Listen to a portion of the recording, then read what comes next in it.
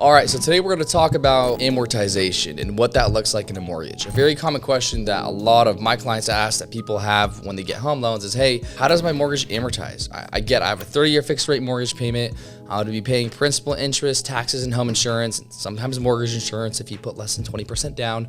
But what does that look like when it comes to payment breakdown? Doing loans and seeing the numbers, it quite shocks me personally.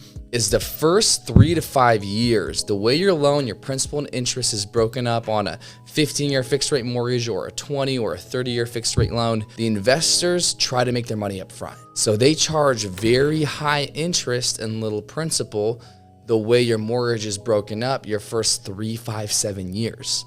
And as your principal balance goes down, so does your interest.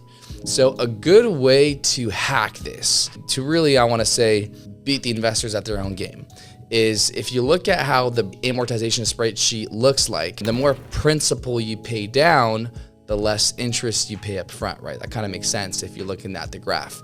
So my recommendation to all my clients is your first 3 to 5 years, pay extra on your mortgage.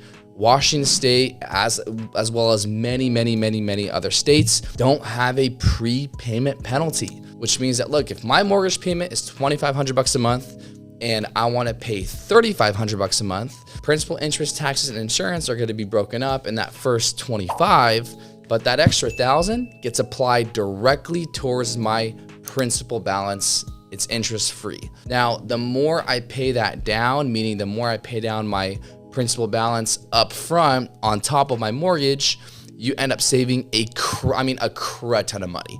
It's insane if you look at the numbers. Dave Ramsey has a really good mortgage calculator.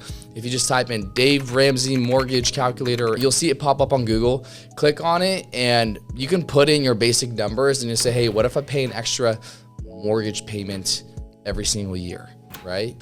What if I make 2-3 extra payments, or I pay an extra $1,000 a quarter, 4 quarters a year? Play with the numbers and you'll see how much money you'll save on the long run in interest. The rule of thumb, or majority, like if you look at stats, is most families actually, they live in their homes for 7 to 10 years and then they end up moving. So that's also something to consider. My thing is if you have a home and you're like, look, I'm gonna turn this into a rental, or I'm gonna live in here for the next 10, 15 years. We love the location, we love the area. It's not my move-up home. I think buying a move-up home is super smart, super great.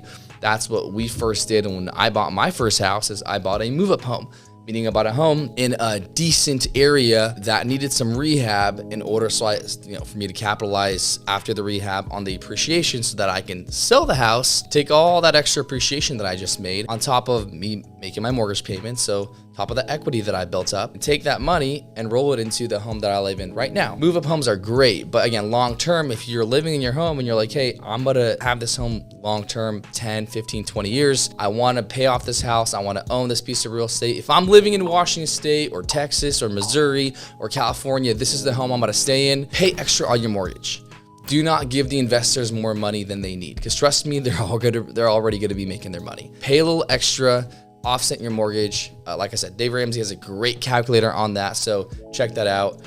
Anyways, I'll see you guys on the next one. That's a little bit about amortization.